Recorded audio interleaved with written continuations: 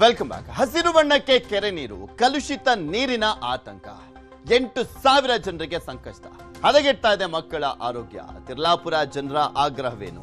ಕೆರೆ ಸ್ವಚ್ಛ ಮಾಡ್ತಾರ ಅಧಿಕಾರಿಗಳು? ಕೆರೆ ಕಲುಷಿತ.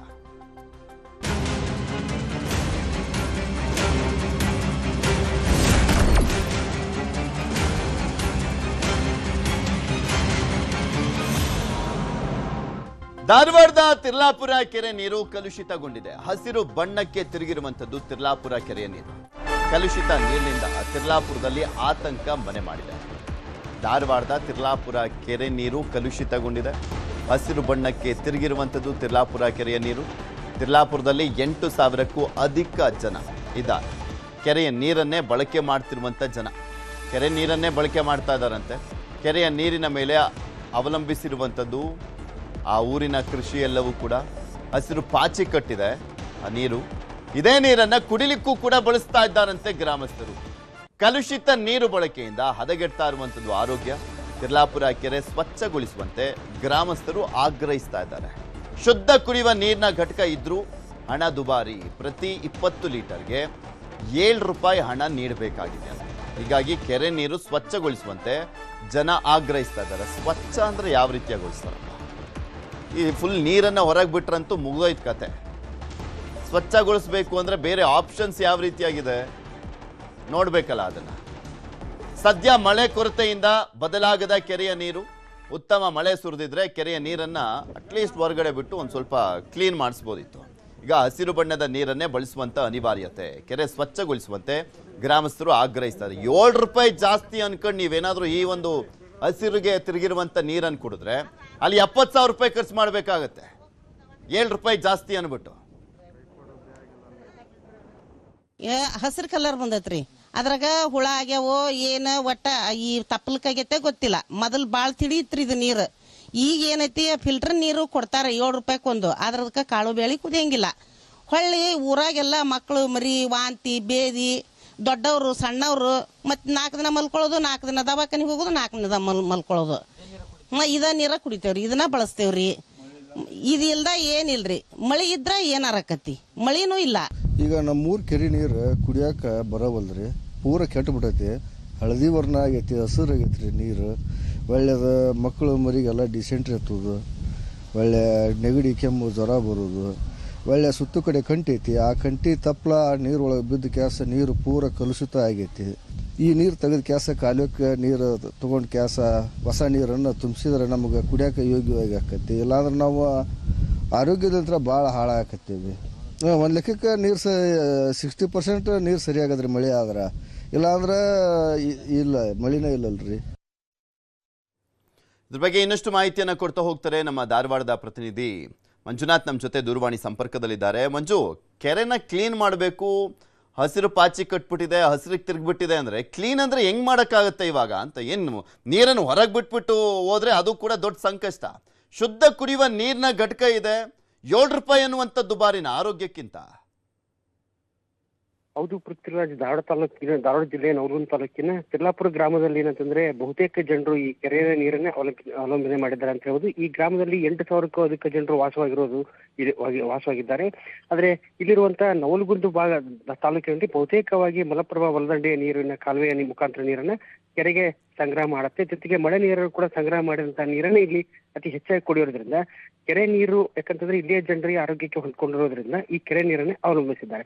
ಆದ್ರೆ ಈ ವರ್ಷದ ಮುಂಗಾರು ಮಳೆ ಅಭಾವದಿಂದ ಕೆರೆ ನೀರು ಅತಿಯಾಗಿ ಹೆಚ್ಚಾಗಿ ಇನ್ನು ಹಸಿರು ಬಣ್ಣಕ್ಕೆ ತಿರುಗಿರೋದ್ರಿಂದ ಈ ನೀರು ಸಂಪೂರ್ಣವಾಗಿ ಕೆಟ್ಟಿರೋದ್ರಿಂದ ಇಲ್ಲಿರುವ ಗ್ರಾಮೀಣ ಜನರ ಆರೋಗ್ಯದ ಮೇಲೆ ಪರಿಣಾಮ ಬೀರ್ತಾ ಇದೆ. ಈ ಹಿನ್ನೆಲೆಯಲ್ಲಿ ಕೂಡ ಸಂಬಂಧಪಟ್ಟಂತ ಅಧಿಕಾರಿಗಳ ಗಮನಕ್ಕೆ ತಂದ್ರೂ ಕೂಡ ಈವರೆಗೂ ಕೂಡ ಯಾವುದೇ ಪ್ರಯೋಜನ ಆಗಿಲ್ಲ. ಈ ಹಸಿರು ಬಣ್ಣದ ನೀರನ್ನ ಹೊರ ತೆಗೆದು ಇನ್ನು ನದಿಯ ಬಲದಂಡೆ ಕಾಲುವೆಯಿಂದ ಬೇರೆ ನೀರನ್ನ ಬಿಟ್ರೆ ಆ ನೀರು ಶುದ್ಧೀಕರಣ ಆಗುತ್ತೆ. ಇಲ್ಲ ಅಂತಂದ್ರೆ ಇದೇ ನೀರಿಗೆ ಕಾಲುವೆ ನೀರನ್ನ ಬಿಟ್ರೆ ಮತ್ತು ನೀರು ಈ ಕಲುಷಿತ ನೀರನ್ನೇ ಅತಿಯಾಗಿ ಹೆಚ್ಚು ಕಲುಷಿತ ಆಗುತ್ತೆ ಅಂತ ಇಲ್ಲಿ ಸ್ಥಳೀಯರು ಕೂಡ ಆರೋಪ ಮಾಡ್ತಾ ಇದ್ದಾರೆ. ಕೆರೆಯ ಸುತ್ತಮುತ್ತಲೂ ಕೂಡ ಏನಂತಂದ್ರೆ ಗಿಡಗಂಟೆಗಳು ಬೆಳೆದಿರೋದ್ರಿಂದ, ಜೊತೆ ಪಾಚಿ ಬೆಳೆದಿರೋದ್ರಿಂದ ಈ ಕೆರೆ ನೀರು ಹಸಿರು ಬಣ್ಣಕ್ಕೆ ತಿರುಗಿರೋದ್ರಿಂದ ಸ್ಥಳೀಯ ಸಂಬಂಧಪಟ್ಟಂತ ಅಧಿಕಾರಿಗಳು ಸುತ್ತಮುತ್ತಲಿನ ಕಂಟೆ ಇರ್ಬೋದು, ಜೊತೆಗೆ ನೀರನ್ನ ಹೊರತೆಗೆದು ಬೇರೆ ಹೊಸ ನೀರನ್ನ ಬಿಡುಗಡೆ ಮಾಡಬೇಕು. ಅಂದಾಗ ಮಾತ್ರ ಈ ನೀರು ಶುದ್ಧೀಕರಣ ಆಗತ್ತೆ. ಇಲ್ಲಿ ಜನರ ಆರೋಗ್ಯದ ಮೇಲೆ ಯಾವಾಗಲಾದ್ರೂ ಒಳ್ಳೆ ಮಳೆ ಆಗಿ ಏನಾದ್ರೂ ನೀರು ಚೆನ್ನಾಗಿದ್ದಾಗ ಬೇರೆ ಕೆರೆಯಿಂದ ಅಟ್ಲೀಸ್ಟ್ ಅಲ್ಲಿ ನೀರು ಇನ್ಫ್ಲೋ ಇದ್ದಾಗ ಏನಾದರೂ ಮಾಡ್ಬೋದು. ಇವಾಗ ಏನು ಮಾಡ್ಲಿಕ್ಕಾಗತ್ತೆ? ಇವ್ರು ಏನಾದರೂ ಹೊರಗಡೆ ನೀರು ಬಿಟ್ಬಿಟ್ರೆ ಅದು ಮುಗ್ದೆ ಹೋಯ್ತು, ಕೃಷಿಗೆ ಹೊಡ್ತಾ ಬೀಳುತ್ತಲ್ಲ, ಅಂತರ್ಜಲ ಮಟ್ಟನೂ ಕುಸಿದು ಹೋಗುತ್ತಲ್ಲ. ಹೌದು ಪೃಥ್ವಿರಾಜ್, ಈಗಾಗಲೇ ಕೂಡ ಅಂತಂದ್ರೆ ತಿರ್ಲಾಪುರ ಗ್ರಾಮಸ್ಥರ ಏಕೈಕ ಕೆರೆ ಕುಡಿ ನೀರಿನ ಕೆರೆ ಇದಾಗಿದ್ದು, ಈ ಕೆರೆ ನೀರನ್ನ ಜನರು ಕುಡಿಯೋಕೆ ಉಪಯೋಗ ಮಾಡ್ತಾರೆ. ಇಲ್ಲಿರುವಂತಹ ಮಹಿಳೆ ಕೂಡ ಹೇಳುವಾಗೆ ಇಲ್ಲಿ ಬಹುತೇಕವಾಗಿ ಅಡುಗೆಗೆ ಬಳಕೆ ಮಾಡೋಕೆ ಇದೇ ನೀರನ್ನ ಬಳಕೆ ಮಾಡ್ತಾರೆ. ಇಲ್ಲಿ ಮಾತನಾಡ್ತೀನಿ ಮಂಜು. ನಮ್ಮ ಜೊತೆ ಹೇಮರೆಡ್ಡಿ ಅವರು ಗ್ರಾಮಸ್ಥರು ದೂರವಾಣಿ ಸಂಪರ್ಕದಲ್ಲಿದ್ದಾರೆ. ನಮಸ್ಕಾರ ಹೇಮರೆಡ್ಡಿ ಅವರೇ. ನಮಸ್ಕಾರ ಸರ್. ಯಾವಾಗ ಹಸಿರು ಬಣ್ಣಕ್ಕೆ ತಿರುಗಿದ್ದು, ಯಾವಾಗ ತುಂಬಿದ್ದು ಈ ಕೆರೆ? ನೀವು ಊರ್ನವರೆಲ್ಲ ಇದೇ ನೀರನ್ನು ಕುಡಿಯೋದಾ? ಹೌದು ಸರ್, ಆ ನೀರ್ ಬಿಟ್ರೆ ಏನಿಲ್ರಿ, ಫಿಲ್ಟರ್ ಐತ್ರಿ, 7 ರೂಪಾಯಿ ಒಂದ್ ನೀರ್ರಿ. ನಾವು ರೈತರ ಬಡಬಗ್ರು ಬಾಳ ಬಂದಿದಾರ್ರಿ. ಇಲ್ಲಿ 7 ರೂಪಾಯಿ ಕೊಟ್ಟು ನೀರ್ ತೊಳಕಾಗತ್ತ ಸರ್ ಬಡಬಗ್ರಿಗೆ. ಅಲ್ಲ, ಈಗ ಆ ನೀರ್ ಕುಡಿದ್ರೆ ಅಲ್ಲಿ 70,000 ರೂಪಾಯಿ ಖರ್ಚು ಮಾಡ್ಬೇಕಲ್ಲ. ಅಲ್ರಿ, ಹಾಸ್ಪಿಟ್ಲಿಗೆ ಹೋದ್ರೆ ಇದೇ ಕೆಟ್ಟ ನೀರನ್ನ ಕುಡಿತೀರಾ? ಸರ್ ಹಲೋ ಸರ್, ಹೇಳಿ ಹೇಮರೆಡ್ಡಿ ಅವರೇ. ಅಲ್ರಿ, ಪಂಚಾಯತ್ ಐತಿಲ್ರಿ, ಅದನ್ನ ಸ್ವಚ್ಛತೆ ಇಲ್ಲ ಕೆರಿ ರೀ, ಎಲ್ಲಾ ಹೊಲಸಾಟ್ರಿ. ಉಸುಗ್ ಅದ ಫಿಲ್ಟರ್ ಅಂತಾರ್ರಿ ಸರ್. ಉಸುಗ್ 5 ವರ್ಷಕ್ಕೊಮ್ಮೆ 10 ವರ್ಷಕ್ಕೊಮ್ಮೆ ಉಸುಗ್ ಹಾಕ್ತಾರ್ರಿ. ಯಾವಾಗ ಫಿಲ್ಟರ್ ಹಾಕತ್ರಿ ಅದ? ಅದನ್ನ ಸರಿ ಮಾಡ್ಸಿ ಅಂತ ಹೇಳ್ಬೇಕು. ಮೊನ್ನೆ ನಿಮ್ ಮೀಡಿಯಾದವ್ರು ಬಂದಿದ್ರು ನೋಡ್ರಿ ಸರ್, ಫೋಟೋ ಹೊಡ್ಕೊಂಡು ಎಲ್ಲ ಹೊಡ್ಕೊಂಡು ಹೋಗ್ಯಾರ. ಅಲ್ಲ, ಅದನ್ನೇ ತೋರಿಸ್ತಾ ಇದೀವಿ, ಆ ವಿಡಿಯೋ ಎಲ್ಲ ತೋರಿಸ್ತಾ ಇದೀವಿ. ಈಗ ಕ್ಲೀನ್ ಮಾಡೋದು ಅಂದ್ರೆ ಅದು ಸ್ವಚ್ಛ ಆಗ್ಬೇಕು ಅಂದ್ರೆ ಹೆಂಗ್ ಮಾಡ್ಬೇಕು ಸರ? ಅದ ಹಳೆ ನೀರ್ ಅಷ್ಟು ಹೊರಗೆ ಹೊಡಿಬೇಕು ಸರ್. ಹೊರಗೆ ಹೊಡೆದು ಆ ನಂತರ ಕ್ಲೀನ್ ಕೆರಿ ಎಲ್ಲ ಹೊಲಸಾಟ ಬಾಳ ಐತ್ರಿ ಸರ್. ಹೂಳ್ ಎತ್ತಬೇಕು, ಅಲ್ಲಿರೋ ಗಿಡ ಗಂಟಿ ಎಲ್ಲ ಕ್ಲೀನ್ ಮಾಡಿಸ್ಬೇಕು. ಈಗ ಮೊದ್ಲೇ ಮಳೆ ಆಗ್ತಾ ಇಲ್ಲ, ಮಳೆ ಆಗದಿರುವಂತ ಟೈಮಲ್ಲಿ ನೀರನ್ನು ಹೊರಗೆ ಬಿಟ್ಟು ಅದಕ್ಕೆ ಬೇರೆ ನೀರನ್ನ ಬಿಡೋಕೆ ಪರಿಸ್ಥಿತಿ ಆದ್ರೂ ಇದೆಯಾ? ಐತಲ್ರಿ ಸರ್, ಕಾಲುವೆ ಐತ್ರಿ ಸರ್. ಅಲ್ಲ, ನೀರಿದೆಯಾ ಅಲ್ಲಿ? ನೀರ್ ಐತ್ರಿ ಸರ್, ಕಾಲುವೆ ಐತ್ರಿ ಸರ್. ಕಾಲುವೆ ಬಿಟ್ಟಿದಾರ್ರಿ ಈಗ. ಆದ್ರೆ ಇನ್ನು ಅದ ಹೊಲಸಾಟ ನೀರ್ನಾಗ ಅದನ್ನ ಬಿಡ್ತಾರ್ರಿ ಒಳ್ಳೆ ಕಾಲುವೆ.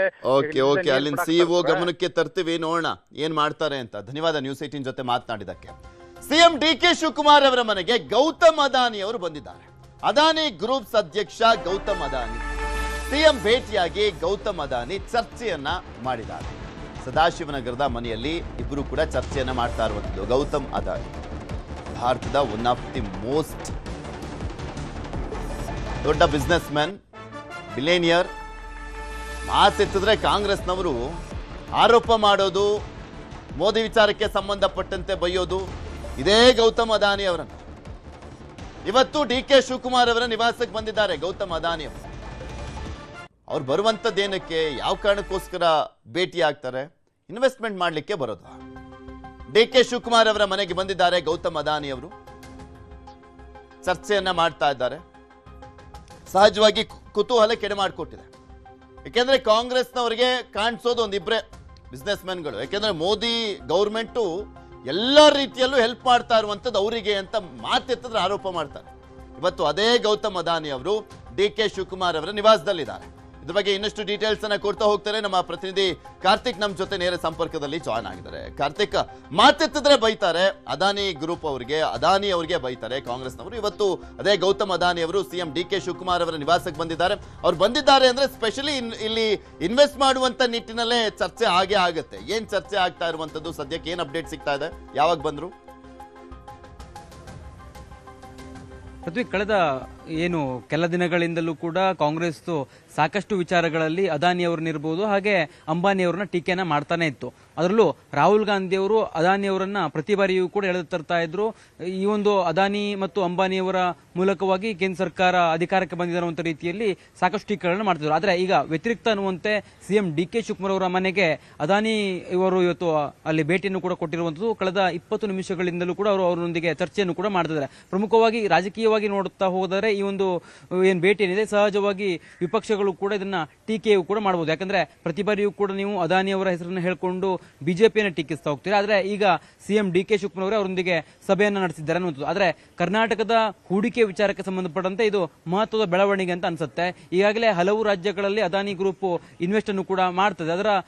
ಅದರಂತೆ ಕರ್ನಾಟಕದಲ್ಲೂ ಕೂಡ ಹೂಡಿಕೆಯನ್ನು ಮಾಡೋದಕ್ಕೆ ಅವರು ಆಸಕ್ತಿಯನ್ನ ಹೊಂದಿದ್ರು ಅನ್ನುವಂಥದ್ದು ಇತ್ತೀಚೆಗೆ ವರದಿ ಆಗಿತ್ತು. ಇವತ್ತು ಸಿಎಂ ಡಿಕೆ ಶಿವಕುಮಾರ್ ಅವರನ್ನ ಸದಾಶಿವನಗರದ ನಿವಾಸ ನಿವಾಸದಲ್ಲಿ ಭೇಟಿಯೂ ಕೂಡ ಮಾಡಿರುವಂತದ್ದು. ಕಳೆದ 20 ನಿಮಿಷಗಳಿಂದಲೂ ಕೂಡ ಅವರೊಂದಿಗೆ ಚರ್ಚೆಯನ್ನು ಕೂಡ ಮಾಡ್ತಾ ಇದ್ದಾರೆ. ಪ್ರಮುಖವಾಗಿ ಕರ್ನಾಟಕದಲ್ಲಿನ ಬಂದರು ಸಂಬಂಧಪಟ್ಟಂತ ಹೂಡಿಕೆಗಳಿರ್ಬೋದು, ಅದೇ ರೀತಿ ಬೇರೆ ಬೇರೆ ಯೋಜನೆಗಳ ವಿಚಾರಕ್ಕೆ ಸಂಬಂಧಪಟ್ಟಂತೆಯೂ ಕೂಡ ಮಾತುಕತೆಯನ್ನ ಮಾಡ್ತಿದ್ದಾರೆ ಅನ್ನುವಂಥದ್ದು ಈಗಿರ್ತಕ್ಕಂಥ ಮಾಹಿತಿ. ಒಟ್ಟಾರೆಯಾಗಿ ಅದಾನಿ ಅವರ ಭೇಟಿ ಇದೆಯಲ್ಲ, ಇದು ರಾಜಕೀಯವಾಗಿಯೂ ಕೂಡ ಸಾಕಷ್ಟು ಚರ್ಚೆಗೂ ಕೂಡ ಗ್ರಾಸ ಆಗತ್ತೆ. ಈಗಾಗಲೇ ತೆಲಂಗಾಣದ ಸಿಎಂ ರೇವಂತ್ ರೆಡ್ಡಿ ಅವರನ್ನು ಕೂಡ ಈ ಹಿಂದೆ ಭೇಟಿಯನ್ನ ಮಾಡಿರ್ತಕ್ಕಂಥ ಸಂದರ್ಭದಲ್ಲಿಯೂ ಕೂಡ ಅದಾನಿ ಮತ್ತು ಕಾಂಗ್ರೆಸ್ ಸರ್ಕಾರ ಕೈಜೋಡಿಸ್ತಾ ಇದೆ ಅನ್ನುವಂಥ ರೀತಿಯಲ್ಲಿ ದೇಶದಾದ್ಯಂತ ಟೀಕೆಗಳು ವ್ಯಕ್ತವಾಗ್ತಿತ್ತು. ಒಂದ್ ಕಡೆ ನೀವು ಮೋದಿ ಅವರನ್ನ ಟೀಕೆ ಮಾಡೋದಕ್ಕೆ ಅದಾನಿ ಮತ್ತು ಅಂಬಾನಿ ಅವರ ವಿಚಾರವನ್ನ ಹೇಳ್ತಾ ಇರ್ತೀರಿ, ಆದ್ರೆ ನಿಮ್ಮದೇ ರಾಜ್ಯದ ನಿಮ್ಮದೇ ಅಧಿಕಾರದಲ್ಲಿ ಇರ್ತಕ್ಕಂಥ ಪಕ್ಷ ನಿಮ್ಮ ಸರ್ಕಾರದ ಸಿಎಂ ಕೂಡ ಅವರೊಂದಿಗೆ ಕೈ ಜೋಡಿಸ್ತಾ ಇದ್ದಾರೆ ಅನ್ನುವಂಥ ರೀತಿಯಲ್ಲಿ ಕೂಡ ವಿಪಕ್ಷಗಳು ಟೀಕೆಯನ್ನು ಮಾಡ್ತಿದ್ರು. ಅದರ ಪ್ರತಿ ಎನ್ನುವಂತೆ ಈಗ CM D K Shivakumar Adani ಭೇಟಿ ಮಾಡಿ ಇಲ್ಲಿ ಇನ್ವೆಸ್ಟ್ ಮಾಡಿಸ್ತಾರೆ.